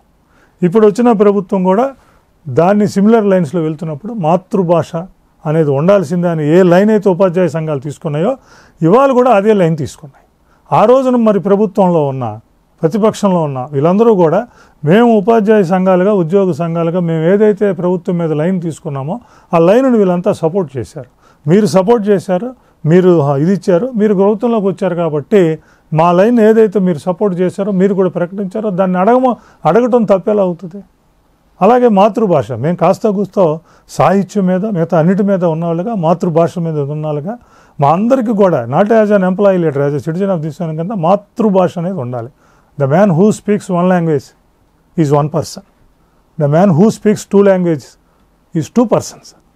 The man who doesn't speak his mother tongue is no person. So ఇక్కడ మీది ఏపీఎన్జీఓస్. సో మీరు గెస్టెడ్ వాళ్ళతో పాటు కీలకమైన మరొక అసోసియేషన్ మీ దగ్గరికి యాడ్ అయింది సార్. అది గ్రామ వార్డు సచివాలయానికి సంబంధించిన వాళ్ళు. ఐ థింక్ 1,20,000, 1,27,000 మంది, 1,30,000 మంది. వాళ్ళకి ఒక దారి తెన్ను అనేది లేవు, ఒక రూల్స్ సరిగా లేవు. వాళ్ళు అసలు వాళ్ళని చూస్తే జాలి పడాలో బాధపడాలో కూడా అర్థం కాని పరిస్థితి. వాళ్ళు వెళ్ళిపోయారు. వాళ్ళు ఫోన్లు చేసి వాళ్ళు రకరకాల బాధలు చెప్తూ ఉంటారు మీడియాకి. సో అసోసియేషన్ చాలా కీలకమైంది. 1,50,000 అంటే మామూలు విషయం కాదు. సో వాళ్ళకి సంబంధించి గత ప్రభుత్వంలో ఎటువంటి పరిస్థితులు ఉందో ఇప్పుడు దానికి కొంచెం క్వైట్ ఆపోజిట్లో ఉన్న పరిస్థితి ఉంది. సో వాళ్ళ యూనియన్ అంటే అది మీ గొడుగులో మీ గొడుగు మా గొడుగు కిందే ఉంది, మా మెంబర్షిప్ కూడా. ఎందుకంటే the moment they have regularised they comes under the government employees system. అందుకని మేము వచ్చాం. ఇంకోటి కూడా అన్నారు, మీరు ఆ రోజులో ఎందుకు ఎలివేట్ అవుతుందంటే, నేను జిల్లా అధ్యక్షుడిగా కానీ ఎన్జిఓ లీడర్గా కానీ వీటి మీద కూడా గ్రామ వార్డు సచివాలయాలు మిగతా అన్నిటి మీద కూడా ఉంటుంది. అది ఆ జిల్లాకి పరిమితం అవుతుంది. నేను ఇచ్చిన వాయిస్ కానీ ఆ జిల్లాకి పరిమితం అవుతుంది. ఇప్పుడు రాష్ట్రానికి వస్తుంది. మేము ఆ రోజు చెప్పాం 1,27,000 మందిని ఒక పాలసీ లేకుండా, ఒక రిక్వైర్మెంట్ లేకుండా, దానికి సంబంధించింది ఏది లేకుండా అపాయింట్ చేయడమే తప్పు. అపాయింట్మెంట్ జరిగింది చక్క 27,000 మందికి ఉద్యోగాలు ఇవ్వడం కరెక్ట్. ఉద్యోగాలు ఇచ్చాం. ఇచ్చినప్పుడు ఆ వ్యవస్థ, ఇంకొక ఇబ్బంది ఏంటంటే సాయి గారు, భారతదేశంలో ఎక్కడ ఈ వ్యవస్థ లేదు. మిగతా చోట్ల వ్యవస్థ ఉంటే దాన్ని కొంత తీసుకుని, దాని మోడల్ని తీసుకుని మార్చుకుని మనం చేసుకుంటాం. అంటే మోడల్ని నువ్వే తయారు చేయాలి. నువ్వే తయారు చేయాలన్నప్పుడు నీ కాన్సెప్ట్ ఏంటి, నీ మోడల్ ఏంటని చెప్పి ఒక పైలట్ ప్రాజెక్ట్గా ఏదైనా జిల్లాలోనో ఒక 10 మండలాల్లోనో దీన్ని చేసి ఒక 6 నెలలు ఎంతో దీంట్లో వస్తున్న విధానాలన్నీ చేయాలి. ఆ రోజున తొందరగా దీని మీద ఒక ఇది చేసి అసలు ఎంతమందిని ఎక్కడ తీసుకోవాలో తెలియని పరిస్థితుల్లో ఇష్టం వచ్చినట్లు తీసేసుకున్నారు ఆ 1,27,000 మందిని. వారికి ఏముంది, అంతా చదువుకున్న వాళ్ళు, ఇంటెలిజెంట్, బాగా బీటెక్లు, ఎంటెక్లు, పోస్ట్ గ్రాడ్యుయేట్స్ అందరూ కూడా ఎగ్జామ్ రాసుకొని లోపలికి వచ్చారు. వచ్చినాక వాళ్ళకి సరైన జాబ్ చాట్ కానీ, నాదుడు లేని రాజ్యం. ఆ రోజు చెప్పాను నేను. ఆ రోజు చెప్పా వాళ్ళు ఎవరి కింద పనిచేయాలో తెలియదు. ఏఎన్ఎంస్ ఉంటారు, సచివాలయం ఏఎన్ఎంస్, మెడికల్ డిపార్ట్మెంట్, వీళ్ళు ఇక్కడ పంచాయతీ సెక్రటరీ కింద పనిచేయాలి, మున్సిపాలిటీలో ఇంకొక దగ్గర పనిచేయాలి, రోజు వెళ్ళి మెడికల్ డిపార్ట్మెంట్లో పనిచేయాలి. అంటే నాదుడు లేని వ్యవస్థ అనమాట. వెల్ఫేర్ అసిస్టెంట్ వాడు ఎక్కడ ఉంటాడు వాడికి తెలియదు. అందుకని ఇటువంటి దాన్ని పైలట్ ప్రాజెక్టుగా పెట్టకుండా అసలు ఎన్ని వేల మంది అవసరం ఉంది, ఒక వెల్ఫేర్ దాంట్లో 14,000 మంది అవసరం ఉందా, అగ్రికల్చర్ డిపార్ట్మెంట్, వెటర్నరీ డిపార్ట్మెంట్ మొత్తం కలిపిన 4,000 లేరు వాళ్ళ. నువ్వు వెటర్నరీ అసిస్టెంట్స్ని 6,000 చిల్లర 7,000 చిల్లరని తీసేసుకునే పరిస్థితి. సోషల్ వెల్ఫేర్ డిపార్ట్మెంట్స్ మనకి SC welfare, BC welfare, social welfare, minority, ఈ మొత్తం కలిపిన 70 సంవత్సరాల నుంచి ప్రభుత్వం 3,000-3,500 రెగ్యులర్ ఎంప్లాయీస్తో రన్ అవుతుంది. నువ్వు వాళ్ళ వెల్ఫేర్లోకి వచ్చి 14,000 మందిని తీసుకున్నావు. అంటే దీనికి అసలు ప్రామాణికత ఏంటి, ఎందుకు తీసుకున్నారు, ఎన్ని కావాలి? అలాగే ఆర్గనైజేషన్ చార్ట్ లేదు. ఎక్కడో కూడా పిరమిడ్ స్ట్రక్చర్ ఉంటుంది. ఆర్గనైజేషన్ అంటే వీళ్ళపైన వీళ్ళు అది ఉంటుంది. దాన్ని పడుతుంది. అందరిని ఒకసారి తీసుకున్నారు, అక్కడ చేశారు. ఎవరికి ఏ పని విధానమో తెలియదు. వాళ్ళని ఇప్పుడు టీచర్స్ ఉన్నారు, మామూలుగా అపాయింట్ అయ్యారు, 2 సంవత్సరాల తర్వాత చేస్తున్నారు, వాళ్ళకు నోషనల్ ఇంక్రిమెంట్స్ ఇస్తున్నారు. గ్రామ వార్డు సచివాలయ ఉద్యోగులు ఏం పాపం చేశారు, వాళ్ళకు 2 సంవత్సరాల తర్వాత రెగ్యులరైజ్ చేశారు, సంతోషం, మేము నోషనల్ ఇంక్రిమెంట్ ఇవ్వము అంటున్నారు. వాళ్ళకి అసలు ఎవరి కింద పని చేయాలి, ఏమి చేయలేదు. సగం మందికి పూర్తి పని భారంతో మునిగిపోయి ఉన్నారు, సగం మందికి పని లేని పరిస్థితిలో ఉన్నారు. పని లేని వాడు పని లేనట్టుగా ఉంటున్నాడు, పని ఉన్నాడు పూర్తిగా మునిగి ఉంటున్నాడు. సో అంటే ప్రభుత్వం పని లేని వాళ్ళని చూపిస్తుంది, మేమంతా పనున్న వాళ్ళని. ఇప్పటికే సగానికి పూర్తిగా తగ్గిపోయిందండి, సగం తగ్గిపోయాయి, పని భారం పెరుగుతుంది. అందుకని ఇప్పుడు ప్రభుత్వం రేషనలైజేషన్ అనే అంశాన్ని తీసుకొచ్చింది. దాని మీద ఇంతవరకు క్లారిటీ అనేది రాలా. అది ఏ విధంగా ఉంటుంది, ఉండబోతుంది అనేది కూడా రాలా. మేము ఉద్యోగ సంఘాలుగా రేషనలైజేషన్ జరుగుతున్నప్పుడు సంఘాలతో కూడా చర్చించి తీసుకోండి అని చెప్తున్నాం, ఫస్ట్ విషయం. రెండోది 1,20,000 మందిని ఒకసారి తీసుకున్నాం, వాడిని ఒక పోస్టులో వేసాం. ఆర్గనైజేషన్ చార్ట్ లేదంటున్నాను నేను. అంటే దీని ఇప్పుడు జూనియర్ అసిస్టెంట్ కాకపోయినా సీనియర్ అసిస్టెంట్ అవుతాడు, దానికి ఇంకోటి అవుతాడు, అసిస్టెంట్ ఇంజనీర్ డిఈ అవుతాడు, లేకపోతే ఎస్సీ అవుతాడు, ఇంకోటి అవుతాడు. కానీ వీళ్ళకి వాడి జీవితాంతం అక్కడే ఉండాలి. ఇంకొక పని అంటే నువ్వు 35 సంవత్సరాలు నీకేమి రాదని తెలిసినప్పుడు ఇంకా అతనికి ఎలా ఉంటుంది? ప్రభుత్వం ఏం చేస్తుంది, నీకు లైన్ డిపార్ట్మెంట్ నుంచి ప్రమోషన్ ఇస్తామంది. లైన్ డిపార్ట్మెంట్ అంటే వెల్ఫేర్ అడిగి ఎస్సీ దాంట్లో అక్కడ 200 వేకెన్సీలు ఉంటాయి. వీళ్ళకి అందులో ప్రమోషన్ కల్పించిన ఈ 14,000 మందిలో 200 మందికి ప్రమోషన్ వస్తాయి, మిగతా 13,000 మంది. అంటే ఒక వ్యవస్థను సృష్టించాం. ఆ వ్యవస్థ దేనికోసం సృష్టించామో మనకు తెలియదు. ఆ వ్యవస్థ పరిణామాన్ని సైంటిఫిక్ అప్రోచ్ లేకుండా పరిణామాన్ని తీసుకున్నాం. దానికి ఒక ఆర్గనైజేషన్ చార్ట్ కానీ జాబ్ చార్ట్ లేకుండా. మీ అసోసియేషన్ నుంచి దీనికి సంబంధించి ప్రత్యేకంగా ఏమైనా ప్రభుత్వంతో మాట్లాడుతున్నారు? చాలా సార్. ఇది ఇంకోటి ఏంటంటే సాయి అంటే ఇది చాలా చాలా కీలకమైందండి. దీనివల్ల ఏమైందంటే ఆల్రెడీ ఎగ్జిస్టింగ్ ఉన్న ఎంప్లాయీస్కి వీళ్ళకి మధ్య ఇబ్బంది వచ్చే పరిస్థితి కూడా ఉంటుంది. ఎందుకంటే మీరు చెప్పినట్టుగా దానికి సంబంధించిన కెమిస్ట్రీ అంతా మా దగ్గర ఉంది. ఎందుకంటే అటు పక్కన రెగ్యులర్ ఎంప్లాయీస్ మా మెంబర్స్గా ఉంటారు, వీళ్ళు కూడా మా మెంబర్స్, మా ఫెడరేషన్లో ఆ ఫెడరేషన్స్ అన్నీ మా దగ్గర ఉన్నాయి. ఇంకోటి ఏంటంటే సాయి గారు, ఏదన్నా పెద్ద మీటింగ్ జరిగినప్పుడు లేకపోతే పిఆర్సీ జరిగినప్పుడు ఇంకోటి జరిగినప్పుడు బయటకు వస్తుంది. కానీ డే టు డే మేము రోజు వెళ్ళి మాట్లాడి ఇది చేసేది మా బాహుళ్యంలోనే ఉంటుంది. అది మీడియాలకి మిగతా వాటికి పెద్దగా వెళ్ళదు. వాళ్ళకు కూడా వీటన్నిటికీ అంత ప్లేస్ కల్పించే అవకాశం కూడా ఎక్కడ ఉండదు. వీటికి సంబంధించి నోషనల్ ఇంక్రిమెంట్స్ ఇవ్వాలని అడుగుతున్నాం. ప్రతి ఎంప్లాయీకి లైన్ డిపార్ట్మెంట్ ఏదైతే ఉందో ఆ లైన్ డిపార్ట్మెంట్లో వీళ్ళకి ప్రమోషన్ ఛానల్ కల్పించి ఫీడర్ కేటగిరీలో పెట్టండి అని ఇప్పుడు అడుగుతున్నాం. దానివల్ల కొంత ప్రయోజనం జరిగింది. అలాగే ఇంకొక తప్పు ఉంది గవర్నమెంట్లో. దాదాపు 2 లక్షల వేకెన్సీలు ఖాళీలు ఉన్నాయి గవర్నమెంట్లో. రాష్ట్ర ప్రభుత్వంలో 2 లక్షల వేకెన్సీలు ఖాళీ ఉన్నాయి. ఇప్పుడు కాస్త కూస్తో చేస్తే 150,000 నుంచి 160,000 ఇవాళకి ఖాళీలు ఉన్నాయి. అంటే శాంక్షన్డ్ పోస్టులకి ఎగనెస్ట్గా అన్ని వేకెన్సీస్ ఉన్నాయి. అలాగే రాష్ట్రంలో జూనియర్ అసిస్టెంట్ వేకెన్సీలు ప్రతి డిపార్ట్మెంట్లోనూ ఖాళీలు ఉన్నాయి. అంటే 100కి 50-60 ఖాళీలతో పనిచేస్తున్నారు ఇప్పుడు ఉన్న ఉద్యోగులు.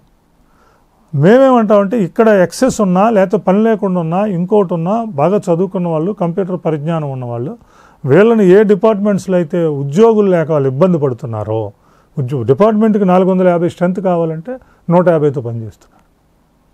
100 మంది కాంపౌండ్లో 120 మంది ఐటీఐలో, గవర్నమెంట్ ఐటీఐలో 120 మంది పనిచేసేవాళ్ళు ఇవాళ 40 మందికి వచ్చారు. ఇట్లా ప్రతి డిపార్ట్మెంట్ ఏది చూసుకున్నా except medical department and police, మిగతా అన్ని డిపార్ట్మెంట్లో ఇదే పరిస్థితి. అందుకని ప్రభుత్వాన్ని కూడా మేము అడుగుతున్నాం, ఆ డిపార్ట్మెంట్స్లో ఎవరెవరికి కావాలో వీళ్ళలో ఇబ్బంది లేని వాళ్ళని అందులోకి తీసుకెళ్ళిపోతే ఆ డిపార్ట్మెంట్లో పని అవుద్ది, వాళ్ళకి ప్రమోషన్స్ కూడా ఆ ఛానల్లో వచ్చేస్తాయి. ఇక్కడ 2 విషయాలు సార్. మీ ఎన్జిఓ దగ్గరికి వస్తే మీ ఎన్జిఓలో కీలకమైన వాళ్ళు పెన్షనర్స్ కూడా ఉన్నారు. సో అందరికీ తెలిసిందే 2003కి సంబంధించిన పాత పెన్షన్ విధానానికి సంబంధించి ఇప్పటికీ క్లారిటీ లేదు. వాళ్ళు రోడ్డు ఎక్కని పరిస్థితి లేదు. సో దానికి ఒక క్లారిటీ రావట్లేదు. సార్ ఇంకెంతకాలం ఇట్లా ఉంటుంది? It is not the question of clarity. ఏదన్నా విషయంలో క్లారిటీ ఉండకపోవచ్చు, కానీ ఇప్పుడు మీరు చెప్తున్న సబ్జెక్ట్లో క్లారిటీ అనేది ఉంది. అందరికీ చేయాలన్న తలంపే ఉండాలి.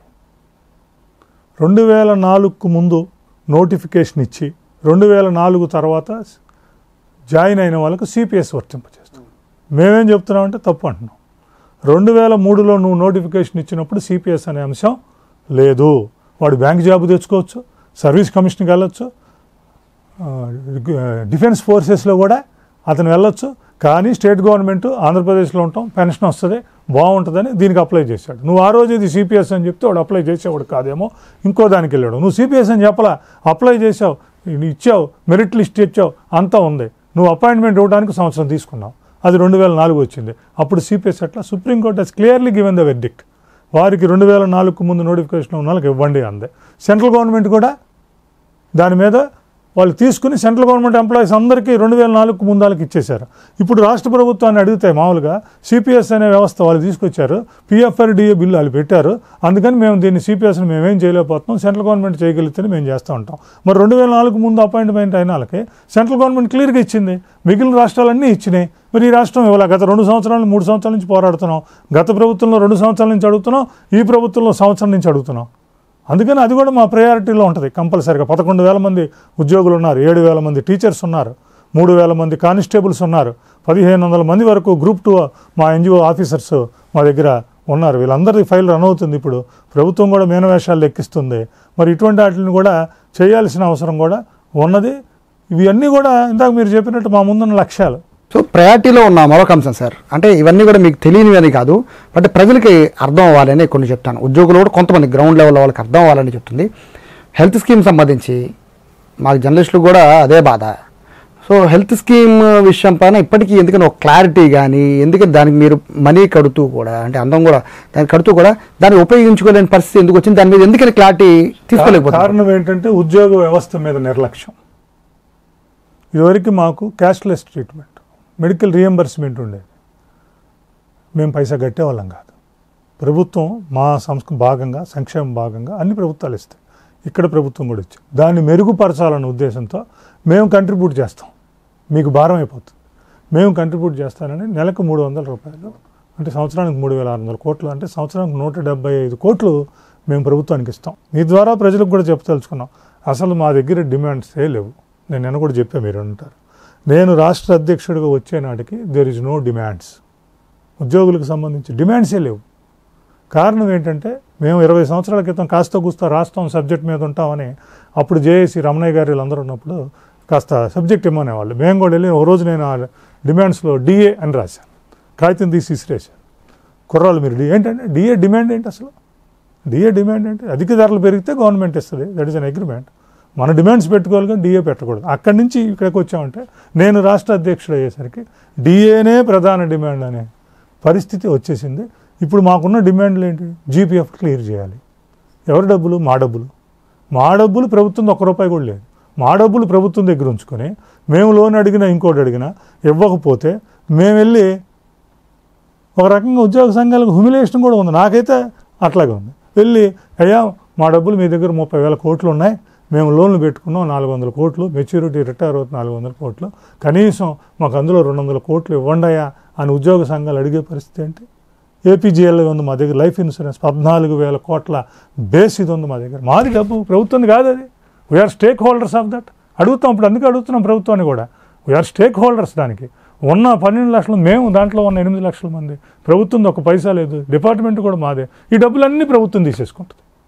మేము డిపార్ట్మెంట్ దగ్గరికి వెళ్తే డబ్బులు ప్రభుత్వం బడ్జెట్ వస్తే ఇస్తూ ఉంటాడు. నెలకి సంవత్సరానికి 400 కోట్లు. సాయి గారు సంవత్సరానికి 500 కోట్లు కడుతున్నాం మేము. మీ 14,000 కోట్లు నువ్వు ఉంచుకో, మాకు 400 కోట్లు ఇవ్వు అని ప్రభుత్వాన్ని అడిగే పరిస్థితి. డిమాండ్ ఎట్లా అవుతుంది? ప్రతి ఈ 70 సంవత్సరాల్లో ఇవాళ బిల్లు పెట్టుకుంటే సాయంత్రం రేపుకో డబ్బులు వస్తాయి. అసలు అది కాదు. నువ్వు అవి ఆపేవు అంటే మాకు ఫెసిలిటీ. నీ బ్యాంకులో డబ్బులు ఉన్నాయి, నువ్వు ఏటీఎం తీసుకుని 5,000 తీసుకుంటావు అంతే కదా. అది నీ కోరిక ఎట్లా అవుతుంది?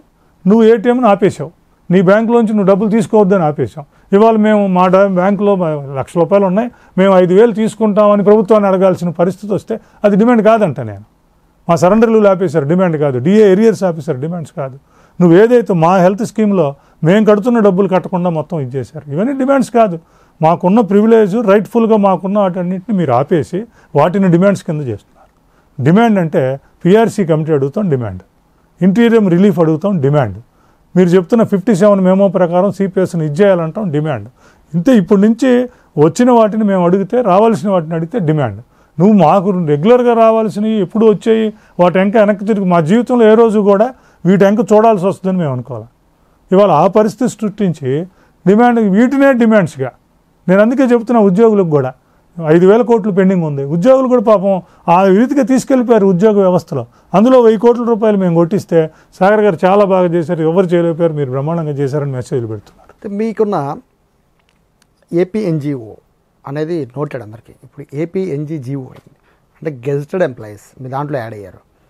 బేసిక్గా వాళ్ళకి అనేది సపరేట్ అసోసియేషన్స్ ఉన్నాయి. బట్ వాళ్ళలో కొంతమంది మిమ్మల్ని అప్రోచ్ అయ్యి మేము కూడా మీతో పాటు కలిసి నడుస్తామని ముందుకు వచ్చారు. సో వాళ్ళకున్న ప్రధాన సమస్యలు ఏం గుర్తించారు, వాళ్ళతో ఏం మాట్లాడుతున్నారు గవర్నమెంట్? అంటే యాక్చువల్గా ఇక్కడ ప్రాబ్లం ఏంటంటే సాయి గారు, గజిటెడ్ అధికారులకు సంబంధించి గొప్ప బలీయమైన సంఘాలు ఏమి లేవు. ఇంకొకటి ఏంటంటే ఏ గజిటెడ్ ఆఫీసర్స్ ఉన్నారో వాళ్ళే ఉన్నారు, కొత్త వాళ్ళు పుడుతున్నారు ఇప్పుడు.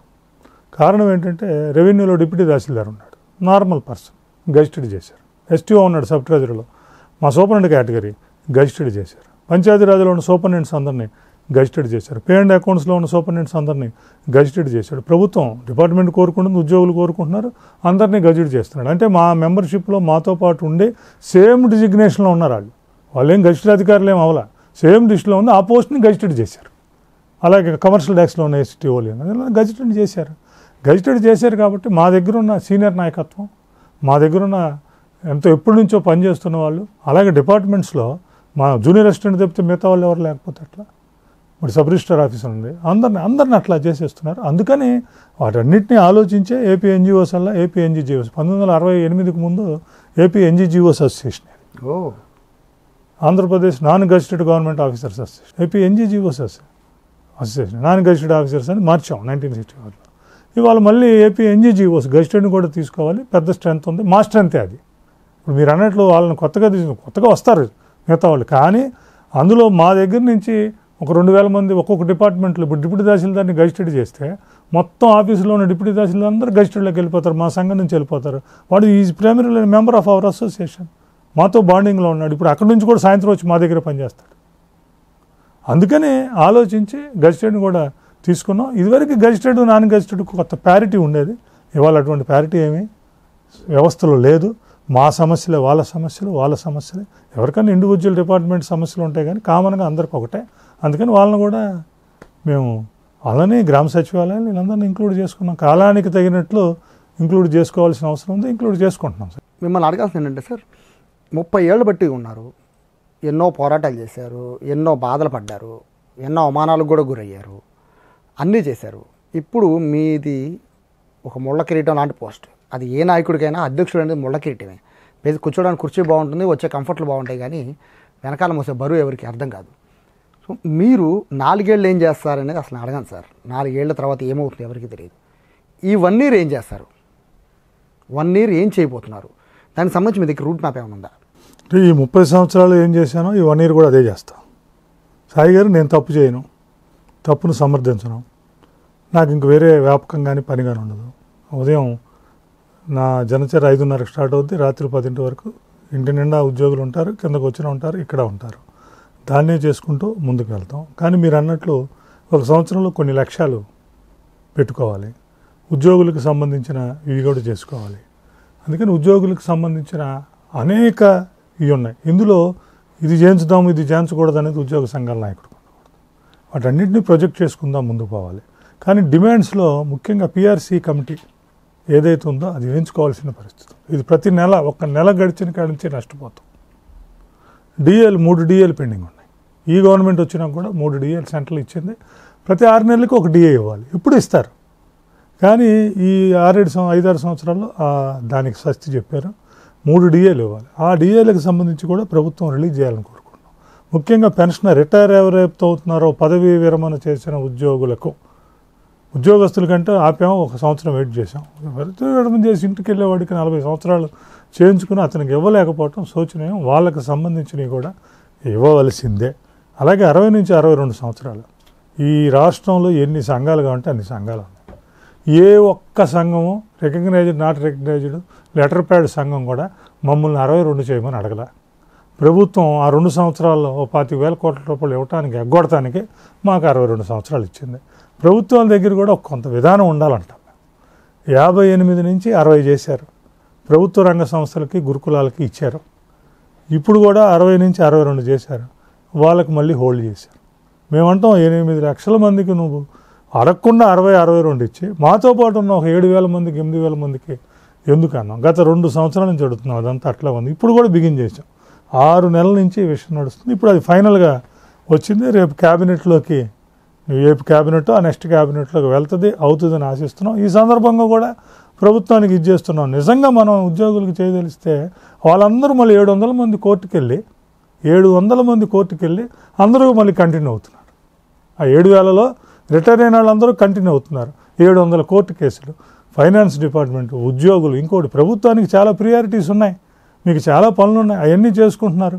ఇటువంటి ప్రతిష్టంభనలు, క్లారిటీ సరిగిన లేకపోవటాలు, డెసిషన్స్ అక్రమంగా తీసుకోపోవటం వలన రోజు వాళ్ళందరూ మా దగ్గరికి, మేము ప్రభుత్వం దగ్గరికి, ఫైనాన్స్లో వీటికి కోర్టులకు అందరికీ ఇచ్చేయటం. అందుకని అటువంటి విషయాల మీదైనా ప్రభుత్వం తీసుకోవాలి. తీసుకునేటట్లు సమర్థవంతంగా ప్రభుత్వం దృష్టి. అంటే నిన్న ఆర్థిక శాఖ మంత్రి పయ్యావుల కేశవ్ గారు ఒక మాట అన్నారు సార్, వచ్చే డబ్బంతా ప్రభుత్వం దగ్గర డబ్బంతా జీతాలకి, పెన్షన్లకి, వీటికే సరిపోతుంది, ఏమీ చేయలేని పరిస్థితుల్లో ఉన్నామని అన్నారు. అంటే మీ జీతాలు ఇవ్వడానికే ఇబ్బంది పడుతున్నామన్నారు. ఇక సో అంటే క్లారిటీ ఇచ్చేశారు, డబ్బులు లేవు ప్రస్తుతం మా దగ్గర అని. సో ఆర్థికంగా సృష్టించి, సంపదని సృష్టించి మీకు ఇస్తే తప్ప నడిచే పరిస్థితిని డైరెక్ట్గా అర్థమైపోతుంది ఆయన మాటలో. ఎవరు కూడా డెప్త్గా డీటెయిల్గా చెప్పరు, అర్థమైపోతుంది. సో మీరు ఇప్పుడు ఇవన్నీ డిమాండ్లని మళ్ళీ తీసుకొచ్చి ఫైనాన్స్ మినిస్టర్ గారు, ఆయన ఫైనాన్స్ మినిస్టర్ కాబట్టి రాష్ట్ర ప్రభుత్వం తప్పిన రాష్ట్ర ప్రభుత్వాల బాధలు చెప్పాల్సిన పరిస్థితి, ప్రజలకు అవగాహన కల్పించాల్సిన పరిస్థితి ఉంది కాబట్టి ఆయన అది అంటున్నాడు. మేము ఉద్యోగ సంఘాల నాయకుడిగా మా ఉద్యోగుల బాధలు, మా సంబంధించిన ఇష్యూస్ని ప్రభుత్వానికి అవగాహన కల్పించాల్సింది, ప్రభుత్వం దృష్టికి తీసుకెళ్లాల్సిన బాధ్యత మా మీద ఉంది కాబట్టి మా విషయాన్ని మేము ప్రభుత్వానికి కూడా ఆ రకంగానే చెప్తాం. ఇందులో ఇంకొకటి కూడా ఉంది. ఇక్కడ దీనికి కారణం ఉద్యోగ వ్యవస్థ, ప్రజల వ్యవస్థ, పొలిటికల్ వ్యవస్థ చెప్పమని అడుగుతున్నాను. మీరు ఉద్యోగులకు జీతాలు ఇవ్వలేని పరిస్థితి, దీనికి కారణం ఏంటి? దీనికి కారణం ఉద్యోగులు అని అడుగుతున్నా. అలాగే నిజంగా ఉద్యోగులు ఎక్కువైపోయారు, జీతాలు ఇవ్వలేము అనుకున్నప్పుడు నేను ఇవ్వటం తప్పనంట్లా. 1,27,000 మందికి మీరు ఇచ్చారు, సంతోషం. అందులో కూడా కానీ నీ దగ్గర అంత ఇబ్బంది ఉన్నప్పుడు 1,20,000 మందిని ఎందుకు అపాయింట్ చేశారు? ఆర్టీసీ తీసుకొచ్చారు. ఆర్టీసీలో ఉన్న 50,000 మంది ఉద్యోగుల్ని ప్రభుత్వంలో తీసుకొచ్చారు. మేము ఆహ్వానిస్తున్నాం. ఉద్యోగ సంఘాలుగా మా కార్మికుడిని మాలో కలిపారు, వాళ్ళకు కూడా మంచి జరుగుతుందని ఆహ్వానిస్తాం. కానీ డబ్బులు లేకుండా ఇవన్నీ ఎట్లా చేస్తారు? అంటే మీరు సరైన ఆలోచన దృక్పథం లేకుండా పెంచుకెళ్ళిపోతున్నారు. ఇవాళ 4 లక్షల ఉన్న ఉద్యోగుల్ని 8 లక్షలు చేశారు. అట్లాగే టీచర్స్ రేషనలైజేషన్ అంటారు. ఒక పక్క రేషనలైజేషన్ చేస్తున్నాం మనం టీచర్స్ని. మళ్ళీ మెగా డిఎస్సిని ప్రకటించాం, మెగా డిఎస్సి చేస్తున్నాం. అంటే గవర్నమెంట్ దగ్గర ఒక కంపెనీ ఏమి ఉండాలి, మనం ఎలా చేస్తున్నాం ఏం చేస్తున్నాం అనేది లేదు. ఎప్పటికప్పుడు అప్పుడు నిర్ణయాలు తీసేసుకుని అది ఖజానా మీద భారం అయిపోతే ఆ భారానికి మేము కారణం ఎట్లా అవుతాం? ప్రభుత్వం కారణం. అది ఇంకొక విషయం కూడా ఉంది. ఇప్పుడు ఈ పరిస్థితి ఇలా ఉంటుంది అని మనకు తెలీదా? ఈ పరిస్థితి ఇలా ఉందని మాకు తెలుసు, ప్రతిపక్షంలో ఉన్న వాళ్ళకి తెలుసు, ఇంకొకరికి ఉన్న వాళ్ళకి తెలుసు. ఇవన్నీ ఉన్నప్పుడు మీరు చేస్తామని మాకు చెప్పారు కదా, బకాయిలన్నీ మేము తీరుస్తామని చెప్పారు కదా, పిఆర్సీ మేము వేస్తామని చెప్పారు కదా. అలానే మేము సంవత్సరం వచ్చి 6 నెలలకు వచ్చి కూర్చోట్లేదు కదా. వీటన్నిటినీ మేమనేది కష్టాలు ఉన్నాయి, కష్టాలన్నిటికీ మేము నిర్మాణాత్మక సహకారాన్ని అందిస్తాం కూడా. కానీ ఈ కష్టాలన్నింటినీ ఒక్కొక్కటి మీరు ఎలా చేసుకుంటూ వస్తున్నారో ఆ రంగాలలో ఉద్యోగ రంగాన్ని కూడా ఉంచండి అనేది మా కోరిక. ఉద్యోగుల్ని పూర్తిగా విస్మరించొద్దు అనేది కోరిక. ఉద్యోగుల్లో కూడా మన వైపు పూర్తిగా చూడట్లేదు, గవర్నమెంట్ అనేది పూర్తిగా చూడక్కర్లేదు, దృష్టి సారించట్లేదు అనేది ఒక ఆలోచన. ఎందుకని అంత సానుకూలంగా గవర్నమెంట్ బేసిక్గా మీరు నిన్న ఒక మాట అన్నారు, ప్రభుత్వం నడిపేది మేము కాదు, ప్రభుత్వంలో పనిచేస్తున్న వాళ్ళం మాత్రమే, ప్రభుత్వం దగ్గర డబ్బులు ఉన్నాయా లేదా మాకు అనవసరం, ప్రభుత్వం చెప్తోంది మేము పనిచేస్తున్నాం, మాకు జీతాలు మాకు కావాలని చాలా క్లారిటీగా అర్థమయ్యే విధంగా మీ వాళ్ళందరికీ చెప్పారు, అంటే మీ ఉద్యోగులకి చెప్పారు. బట్ ఇక్కడ సిచ్యువేషన్ చూస్తూ అంటే మీకే తెలుసు రియాలిటీ, అవన్నీ అంటే జరిగే విధానం వేరున్నా దానికి అడ్జస్ట్మెంట్ అవ్వని కూడా మీకు తెలుసు. ఎందుకని అంటే ఉన్నది గ్రౌండ్లో ఉన్నది మీరే, మాట్లాడుతుంది మీరే, క్లారిటీ ఇస్తుంది మీరే, కన్ఫ్యూజ్ చేస్తుంది మీరే. ఎందుకని ఎట్లా అంటే మేము ఎవరిని కన్ఫ్యూజ్ చేయట్లేదు సాయి గారు. ఉద్యోగుల నుంచి డిమాండ్స్ వస్తుంది, దాన్ని తీసుకోవాల్సిన బాధ్యత మా మీద. ఉద్యోగుల డిమాండ్స్ని తీసుకుంటాం. కనపడిన డిమాండ్ వల్ల కనపడిన సమయం వల్ల ప్రభుత్వం దగ్గరికి వెళ్ళాం. దాన్ని ఫ్రేమ్వర్క్లో పెట్టుకోవాల్సిన అవసరం మా దగ్గర ఉంది. దాన్ని ఫ్రేమ్వర్క్లో పెట్టుకుంటున్నాం. ఫ్రేమ్వర్క్లో పెట్టి రాష్ట్ర ప్రభుత్వం దగ్గరికి తీసుకెళ్తున్నాం. మీరే అంటున్నారు 12 నెలల నుంచి ఏమి చేయలేదు అని. మీరు వేస్తున్నారు మాకు క్వశ్చన్, 12 నెలల నుంచి ఏం చేయలేదు. మేము గట్టిగా అడిగితే ఎన్ని ఇబ్బందులు ఉన్నా కూడా, ఇంత అర్థమయ్యి కూడా, యంత్రాంగంలో ఉండి కూడా మీరు ఎలా అడుగుతారని అడుగుతున్నారు. అందుకని కన్ఫ్యూజన్ మీ దగ్గర ఉంది, మా దగ్గర లేదు. మీరు కదా 5 ఏళ్ల బట్టి రోడ్డు ఎక్కి ఒక్క క్షణం కూడా వేస్ట్ చేసాం. చాలామంది మాట్లాడినంటే ఒక్క క్షణం కూడా ఈ ప్రభుత్వానికి లేదు అన్నట్టుగా మాట్లాడారు. ఆ క్షణం నుంచి 365 రోజులు ఇవ్వవలసిన పరిస్థితి ఉన్నది. రాష్ట్రంలోని ప్రతి వ్యవస్థ చిన్నభిన్నమైన పరిస్థితుల్లో, ఆర్థిక వ్యవస్థ అంతా ఎదిగిన పరిస్థితుల్లో, రాజధాని లేని పరిస్థితుల్లో ఒక్క రోడ్డు కూడా అంటే ఇన్వెస్ట్మెంట్స్ జరగలేదు సాయి గారు. గత 5 సంవత్సరాలు వెళ్తే మీరు ఏ స్టేడియం చూడండి, 5 సంవత్సరాలు దానికి కావాల్సిన ఒక్క చిన్న రూపాయి కూడా ఇవ్వాలి. కల్వర్ట్స్, డ్రైన్స్, మన ఇరిగేషన్కి సంబంధించిన ప్రాజెక్టులకి రెగ్యులర్గా ఏ ప్రభుత్వం వచ్చినా దానికి 8,100 కోట్లు 1,000 కోట్లు వాటికి కేటాయిస్తుంది. గత 5 సంవత్సరాల్లో ఆ కేటాయింపులే సరిగ్గా జరగల. మెయింటెనెన్స్లు ఎక్కడ సరిగ్గా జరగల. మీరు చూడండి, ఏ కల్వర్ట్ ఇది కూడా జరగల. అట్లా రావాల్సిన సోలార్ కానీ ఇటువంటివి కానీ ఏమీ చేయలే. టూరిజం ఉంది, దానికి సంబంధించింది ఒకటి కూడా జరగల. ఇవన్నీ జరగకపోవటం వలన దాంట్లో ఉన్నాయి. ఇవాళ చూస్తే ఇంటర్మీడియట్ బోర్డులో డబ్బులు, ఎన్టీఆర్ యూనివర్సిటీలో డబ్బులు, డిపార్ట్మెంట్లో ఉన్న పీడీ అకౌంట్లు, డిపార్ట్మెంట్కి కొన్ని ఆస్తులు కొంత డబ్బులు ఉంటాయి, వాటన్నిటిని కూడా తీసేసిన పరిస్థితి. ఇవన్నీ పోయి 10 లక్షల కోట్లు 11 లక్షల కోట్లు అప్పు చేసుకుని వచ్చి ఇవాళ ప్రభుత్వంలో ఉంటే, ప్రభుత్వం రాగానే మేము ఒక్క నిమిషం కూడా ఆగనన్నాం, మీరు కూడా ఇస్తామన్నారు, మీరు వచ్చారు మాకు ఇవ్వండి అని అడగటం వివేకం విచక్షణ కాదు అన్న ఉద్దేశంతోనే మేము ఉన్నాం. అంటే పిలుస్తారు, మాట్లాడతారు, చర్చలు అనే రెగ్యులర్ ప్రాసెస్. మీరు ఛార్జ్ తీసుకున్న సమయము, అలాగే గవర్నమెంట్ ఫామ్ అయ్యి 1 year అయిన సమయం దాదాపుగా దగ్గర ఒకటే. సో ఈ 2025 జూన్ నుంచి మొదలుపెట్టుకుని 2026 జూన్ వరకు ఎప్పుడు సాగర్ గారి ఆధ్వర్యంలో ఏపీ ఎన్జీజీఓ రోడ్డు ఎక్కబోతోంది, రోడ్డు ఎక్కకుండా ఆపడానికి ఏం చేయబోతారు? ఇక ఒక విషయం చెప్పాలి సాయి గారు, ఏ ఉద్యోగ సంఘాల నాయకుడు కూడా నేను ఒక 6 నెలల తర్వాత రోడ్డు ఎక్కుతాను, 8 నెలల తర్వాత రోడ్డు ఎక్కుతాను అని చెప్పాలి. ఉద్యోగ సంఘం అనేది రోడ్డు ఎక్కడానికి చూడకూడదు. నేను చెప్తున్నా, ఉద్యోగ సంఘాలు అనేది రోడ్డు ఎక్కడానికి చూడకూడదు. సామధాన భేద దండోపాయం, ఫస్ట్ ఆఫ్ ఆల్ ఫ్రేమ్వర్క్లో ఉన్న డిమాండ్స్ని ప్రభుత్వానికి సమర్థవంతంగా వినిపించాలి, నచ్చ చెప్పాలి. ప్రభుత్వం విననప్పుడు వివిధ మార్గాల ద్వారా వాయిస్ని రాష్ట్రంలోని బాధ్యులైన వ్యక్తుల దృష్టికి, బాధ్యులైన యంత్రాంగం దృష్టికి తీసుకువెళ్ళాలి. ఏది ఎప్పుడు తీసుకువెళ్ళాలి, అందులో ఇవ్వగలిగిన ఇప్పించాలి, ఇవ్వలేని వాటి కోసం ఇది చేయాలి. అవసరమైతే 1 నెల 2 నెలలు ఆగాలి. ప్రభుత్వానికి ఏ చిత్తశుద్ధి లేకుండా ఇక ఈ ఎంప్లాయీస్కి మేము చేయము అన్న భావంతో ప్రభుత్వం వచ్చినప్పుడు తప్పనిసరిగా జెండా పట్టుకుని రోడ్డు మీద నుంచోవాల్సిందే. సాగర్ గారికి నూతన అధ్యక్షులైన సందర్భంగా శుభాకాంక్షలు చెప్పించడానికి ఒక కీలకమైన పర్సన్, సార్కి బాగా కావాల్సిన వ్యక్తికి కాల్ చేశాను. సో చూద్దాము ఒకసారి కాల్ లిఫ్ట్ చేసి.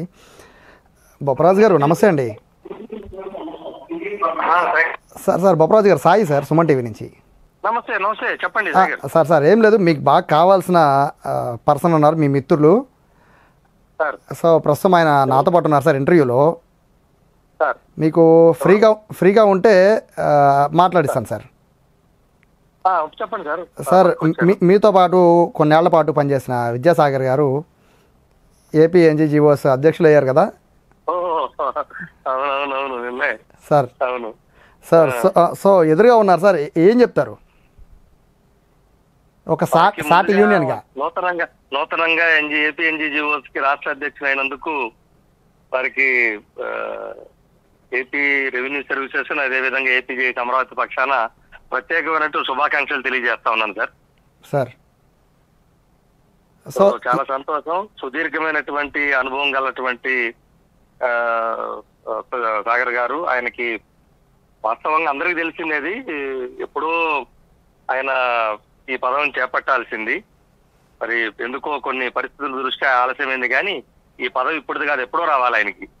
సో ఏదేమైనా అన్నిటికన్నా కాలం గొప్పది కాబట్టి ఈరోజు ఇప్పటికైనా ఆయనకి ఎన్జీఓ సంఘం న్యాయం జరిగి ఆయనకి రాష్ట్ర అధ్యక్ష పదవిని అధిరోహించినందుకు వారికి నా పక్షాన ప్రత్యేకమైనటువంటి శుభాకాంక్షలు సార్. సార్ దాంతోపాటు ఏంటి సార్, ఎప్పుడు ఇద్దరు కలిసి, అంటే బేసిక్గా అందరూ కోరుకోరు, ఎప్పుడు అంటే 2 యూనియన్లు కలిసాయంటే ఒకటే కాన్సెప్ట్ ఉంటుంది సార్, ఆందోళన అనేది. సో మీ ఇద్దరు కలవాలంటే ఆందోళన రావాలి, లేదా చర్చలు రావాలి. సో ఎప్పుడు జరగబోతుంది, జరగాలని కోరుకుంటున్నారా వద్దనుకుంటున్నారా? అయ్యో ఎప్పుడు కూడా మేము ఏపీ ఎన్జిఓ జేఏసీతో ఎప్పుడు కూడా ఏపీ జేఏసీ అమరావతి కలిసే ప్రయాణం చేసింది, గతంలో చేసింది. మేము మొదటి నుంచి కూడా AP JAC Amaravati, AP NGO JAC తప్ప ఇతరులు ఎవరు కూడా మాకు సంబంధం లేదు. మేము ఎప్పుడు వారితో కలిసి గతంలో చలో విజయవాడ అప్పుడు కూడా మేమిద్దరం కలిసి ప్లాన్ చేశాం. ఆ ప్లాన్ ని ఇంప్లిమెంట్ చేసింది కూడా మొత్తం లోకల్ గా సాగర్ గారే ఆ కార్యక్రమం నిర్వహణ చేసింది కూడా. విజయవాడ చలో విజయవాడ మొత్తం కూడా ఆయన భుజస్కంధాల మీదే వేసాం. సో ఫైనల్గా మీరు మీ ఉద్దేశం ప్రకారం, అంటే గత 5 ఏళ్ల పాటు మీరు పోరాటాలు చేశారు, 92 రోజులు చేసిన దాంట్లో మెయిన్ మీరుందు నడిపారు. బట్ అది ఆగిపోయే కారణం కూడా ఒక విధంగా మీ వైపు అన్ని వేళ్ళు చూపించాయి అప్పట్లో. సో ఇటువంటి పరిస్థితి కనుక మళ్ళీ వచ్చే పరిస్థితి ఉంటే, అంటే లాస్ట్ టైంలా కాకుండా ఈసారి ఐక్య కార్యాచరణ అట్లాంటి ఏర్పాటు చేస్తారా, లేదా మనస్ఫూర్తిగా ఇటువంటి పరిస్థితి రాకూడదని కోరుకుంటారా? అంటే ఆందోళన చేయాల్సిన పరిస్థితి రాకూడదని కోరుకుంటారా? ఈ ప్రభుత్వ హయాంలో నాకు తెలిసి గౌరవ ముఖ్యమంత్రి గారికి సుదీర్ఘమైనటువంటి అనుభవం ఉన్న ఆయన, అనేక సంవత్సరాలుగా గౌరవ ముఖ్యమంత్రిగా పనిచేసిన ఆయన, బహుశా మమ్మల్ని ఆ వైపు నడిపిస్తాడని మేము అనుకోవట్లేదు. ఎందుకంటే ఆయనకు ఉన్నటువంటి అనుభవం అయితేమి, మా ఉద్యోగ సంఘాలతో ప్రధానంగా బాగా మేము అట్రాక్ట్ అయింది 2014-19లో ఆయన మా పట్ల చూపించినటువంటి ప్రేమ. ఓకే, తర్వాత ఆయన వేరే వాళ్ళు వచ్చి ఉండొచ్చు, అది ప్రజల అభిష్టం, మేము ఒక్కరం పార్టీ కాకపోవచ్చు. కానీ అప్పుడు చూపించినటువంటి దాన్నే మేము నెమరేసుకుంటున్నటువంటి పరిస్థితి. కాబట్టి ఆయన తప్పకుండా మా ఉద్యోగుల వైపు చూసి ఇప్పటికైనా, ఎందుకంటే సంవత్సర కాలం అయింది, ఆ అందరిలో ఆ బాధ ఉన్నమాట వాస్తవం. మాకు ఎక్కువగా ఆయన అలవాటు చేసిందే బాగా. ఆనాడు 14-19లో ఉద్యోగులకి 42% ఫిట్మెంట్ ఇచ్చినటువంటి ఏకైక గౌరవ ముఖ్యమంత్రి ఆయన. ఇదివరకు ఇంతకు ముందు ఆ స్థాయిలో ఎవరు కూడా ఇవ్వలేదు. 39 హైయెస్ట్ అనుకున్నాము, 42 చేశారు ఆయన. సో ఆ నమ్మకం, హైయెస్ట్ ఎక్స్పెక్టేషన్స్ ఉన్నాయి ఉద్యోగుల్లో కూడా, అదే మేము బాధపడుతుంది కూడా. సో దాంతో తప్పకుండా మమ్మల్ని ఆ వైపు నడిపిస్తారని మేము అనుకోము. ఆ అవకాశం మాకు ఇవ్వడు. అనివార్యమైతే తప్పకుండా మేము కలిసే ఏదైనా సరే ఉద్యోగులు, ఉపాధ్యాయులు, కార్మికులు, విశ్రాంత ఉద్యోగులు, కాంట్రాక్ట్, అవుట్ సోర్సింగ్, గ్రామ వార్డు సచివాలయ ఉద్యోగుల శ్రేయస్సు కోసమే మేము ఏర్పడ్డాం. తప్పకుండా మా పని అది, మా విధి అది. ఉద్యోగులు మా మీద ఎన్నో నమ్మకాలు పెట్టుకున్నారు. ఆ నమ్మకాలు ఒమ్ము చేసే స్థితి అయితే ఎట్టి పరిస్థితుల్లో మేము ఉన్నాం. Sir thank you so much sir. ఎందుకంటే గతంలో కలిసి పనిచేశారు కాబట్టి రేపొద్దున ఏ సమస్య వచ్చినా ఇలా కలిసి పనిచేయాలని కోరుకుంటూ, అసలు మీకు సమస్యలు రాకూడదు, రోడ్డు ఎక్కకూడదు అయితే మేము అయితే కోరుకుంటున్నాం. Thank you so much sir. Thank you tiger. Thank you sir. ఏంటి సార్ మీ పాత మిత్రులే, పాత మిత్రులేం కాదు, మిత్రులేనా? ఇబ్బంది ఏం లేదు. సో చాలా పాజిటివ్గా చెప్తున్నా. ఎందుకంటే మేము అందరం కూడా ఉద్యోగ సంఘాల్లో అనేక సంవత్సరాలు, దశాబ్దాల పాటు కలిసి పనిచేసాం. ఇవాళ పార్ట్స్ కొంత వేరైనా పక్క నుండి పనిచేస్తున్నా ఎప్పుడు ఆ ఇబ్బందులు నాకైతే సాగర్కి వ్యక్తిగతంగా ఏ సంఘాలతోనూ ఏ వ్యవస్థలోనూ ఉండదు. అందరూ పర్సనల్గా వ్యక్తిగతంగా నన్ను బాగా అభిమానించే వాళ్ళే, ప్రేమించే వాళ్ళే ఉన్నారు. అందులో ఆయన కూడా ఒకరు. అందుకని అటువంటి ఇబ్బంది ఏం లేదు. ఐక్య ఉద్యమాలే. మేమంతా ఒక కాన్సెప్ట్ బేస్డ్ లీడర్స్. ముఖ్యంగా సాగర్ అనేది కాన్సెప్ట్ బేస్డ్ లీడర్. టైంకి ప్రకారం దీని ప్రకారం మారదు. ఐక్య ఉద్యమాలే ఉద్యోగులను ముందుకు తీసుకెళ్తాయని చెప్తున్నాం. ఇట్లా రకరకాల ఇష్యూస్లో ఉద్యోగుల వ్యవస్థను ఇబ్బంది పడుతుంది అని చెప్తున్నాం. ఐక్య ఉద్యమం. అందుకే నేను చెప్పాను, కలెక్టివ్ బార్గెనింగ్ ఉద్యోగులు ఇవ్వాలి మాకు. కలెక్టివ్ రిప్రజెంటేషన్ అంటే అన్నీ కలుపుకొని కలెక్టివ్ రిప్రజెంటేషన్ మేము గవర్నమెంట్కి ఇవ్వాలి. గవర్నమెంట్ వినని పక్షంలో కలెక్టివ్ యాజిటేషన్ అనేది చేయాలి. దాని మీద మాకు పూర్తి అవగాహన ఉన్నది. ఇందాక ఆయన చెప్పినట్లు నేను కూడా చెప్పాను ఆల్రెడీ ఇందాకే, ఈ ప్రభుత్వంలో స్వేచ్ఛాయుత వాతావరణం ఉంది. అనుభవం గల ముఖ్యమంత్రి. మాకు కూడా ఆయన దగ్గర తీసుకెళ్తున్నాం, కొంత సమయం ఇస్తున్నాం. అది సమర్థవంతంగా చెప్పడం, ఇంకాస్త అవసరమైతే ఇది కూడా తెలుసు, వాటిని కాస్త కూస్త తీసుకురావాల్సిన పరిస్థితి ఉంది. తీసుకురాని పరిస్థితి ఉన్నప్పుడు ఐక్య ఉద్యమాలకు ఎప్పుడూ కూడా ఉండదు. ఏపీ ఎన్జిఓస్ అనేది ఈ రాష్ట్రంలోనే అతిపెద్ద సంఘం, పెద్దన్న పాత్ర పోషిస్తున్న సంఘం. అందుకని దానికి వెనకాల కెపాసిటీ అంతో బాధ్యత కూడా అంతే ఉంటుందని చెప్పి మేము భావిస్తున్నాం. ఉద్యోగులు రెండు కోరుకుంటారు, ప్రభుత్వంతో సమర్థవంతంగా మనకు సంబంధించిన వాణిని వినిపించగలిగిన విశ్వాసమైన నాయకత్వం ఉండాలి అని కోరుకుంటారు. అటువంటి విశ్వాసమైన నాయకత్వం మీకు ఉంది అని చెప్తున్నా. రెండవది ఏం కోరుకుంటారంటే, ప్రభుత్వం మన మాట వినని పక్షంలో, మనకు రావాల్సిన ప్రయోజనాలను పూర్తిగా భంగం కలిగిన పక్షంలో వచ్చి రోడ్డు మీద నుంచోవాలని కోరుకుంటాడు. మేము time and again we are for that. అటువంటి పరిస్థితులు ఎట్టినప్పుడు ఈ రాష్ట్రంలో మొట్టమొదట ఏపీ ఎన్జిఓ ఎర్రజెండా తీసుకుని రోడ్డు మీదకి వచ్చే వాళ్ళలో ఫస్ట్ వ్యక్తి. అట్లాంటి పరిస్థితి రాకూడదని అయితే ఈ ప్రభుత్వంలో ఇప్పుడున్న ముఖ్యమంత్రి గారి దగ్గర అటువంటి పరిస్థితి రాదని, రాకూడదని, రానివ్వరని, అటువంటి విచక్షణ, వివేకత, ఉద్యోగుల పట్ల పూర్తి అవగాహన, ఉద్యోగ సంఘాల నాయకులతో పూర్తి ఎవరైనా అనేది పూర్తిగా తెలిసిన ముఖ్యమంత్రి గారు ఉన్నారు. అందువలన అటువంటి పరిస్థితి ఏ రోజు మా ఈ రాష్ట్రంలో రాదు అని మేము ఇస్తున్నాం. కానీ ఐక్య ఉద్యమాలు తప్పని పరిస్థితి వచ్చినప్పుడు తప్పనిసరిగా పెద్దన్నగా AP NGOs and AP JAC దానికి కూడా పూర్తి సంసిద్ధతలో ఉంటుంది. నాయకత్వం కూడా ఆ రీతిలోనే ఆలోచిస్తుందనే విషయాన్ని తెలియజేస్తుంది. ఇటు సహకారం, ఇటు జాగ్రత్త రెండు చెప్తున్నారు.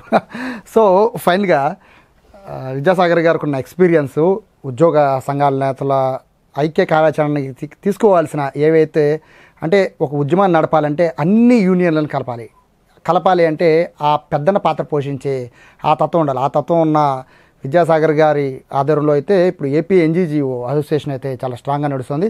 సో భవిష్యత్తులో ఎప్పటివరకు కూడా ప్రజలకు ఒక నెగిటివ్ ఒపీనియన్ ఉంది. ఎందుకని మాట్లాడితే వీళ్ళు ఉద్యమాలు బాట పడుతున్నారు, ఎందుకని ప్రతిసారి రోడ్డు ఎక్కుతున్నారు, మా సమయం అంతా వృధా అయిపోతుందని ప్రజల్లో ఉన్న ఏదైతే ఒక అసహనం ఉందో ఈ 5 సంవత్సరాల పాటు రాకుండా చూసుకుంటారని, అలాగే ప్రభుత్వం కూడా సహకరించాలని కోరుకుంటూ ఉద్యోగులు రోడ్డు ఎక్కకూడదని మనస్ఫూర్తిగా కోరుకుంటూ థ్యాంక్ యూ విద్యాసాగర్ గారు. ఈ 5 ఏళ్ళు మీకున్న టర్మ్ అంతా కూడా చాలా హ్యాపీగా ఉద్యోగులకి హ్యాపీగా ఉండాలి, అలాగే మీరు కూడా చాలా చక్కగా దీన్ని నడపాలని కోరుకుంటూ థ్యాంక్ యూ సో మచ్ అండి.